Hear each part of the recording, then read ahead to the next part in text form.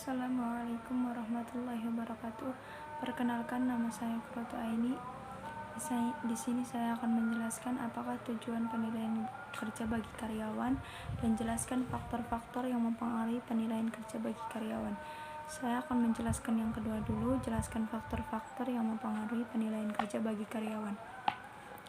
Faktor-faktornya seperti kedisiplinan.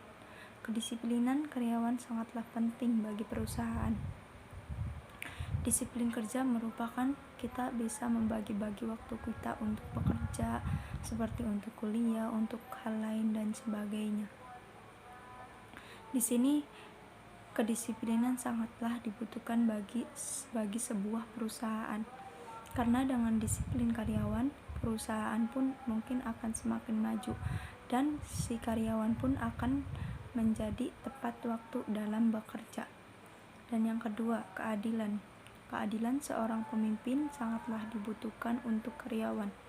Jika pemimpinnya tidak adil, maka karyawan pun akan menurun semangat kinerjanya. Karyawan pun akan merasa dirinya tidak seperti yang lainnya yang diadilkan. Maka di situ karyawan mungkin akan mengundurkan diri dari perusahaan tersebut. Dan yang ketiga, keteladanan kepemimpinan. Teladan pemimpin sangatlah penting bagi perusahaan. Jika seorang pemimpinnya tidak teladan, maka mungkin karyawan pun akan melihat dari si pemimpin tersebut. Jika seorang pemimpin tidak teladan, karyawan pun akan merasa, wah, di sini juga pemimpinnya juga tidak teladan, mungkin dia akan mengikutinya. Sebaliknya, jika pemimpinnya itu teladan, maka si karyawan pun akan patuh dan teladan dalam mengerjakan suatu kerjaan. Dan yang keempat yaitu sanksi dan hukuman. Di situ di sebuah perusahaan itu sanksi dan hukuman sangatlah dibutuhkan. Karena jika tidak ada sanksi dan hukuman, maka karyawan pun akan merasa dirinya jika kerjanya tidak baik akan merasa disepelekan kerjaannya. Sebaliknya, jika ada sanksi dan hukuman, maka mereka pun akan lebih bersemangat dalam mengerjakan kerjaan tersebut. Dan yang terakhir itu hubungan antara pemimpin dan karyawan. Hubungan antara pemimpin dan karyawan sangatlah dibutuhkan. Karena di situ pemimpin harus harmonis kepada seorang karyawan. Jika hubungannya seorang pemimpin dengan karyawan tidak baik, maka itu juga akan mengganggu sebuah perusahaan, akan mengganggu sebuah kinerja karyawan.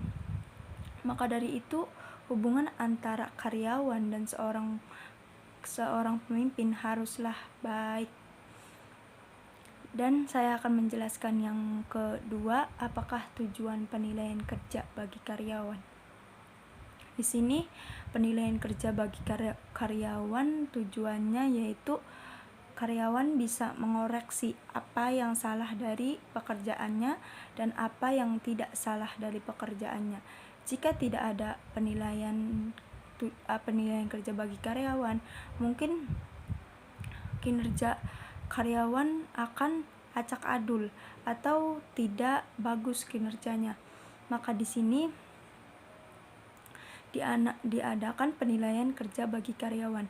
Penilaian kerja bagi karyawan sangatlah dibutuhkan, karena jika seorang karyawan kerjanya bagus, dirinya akan terasa nyaman bekerja di situ.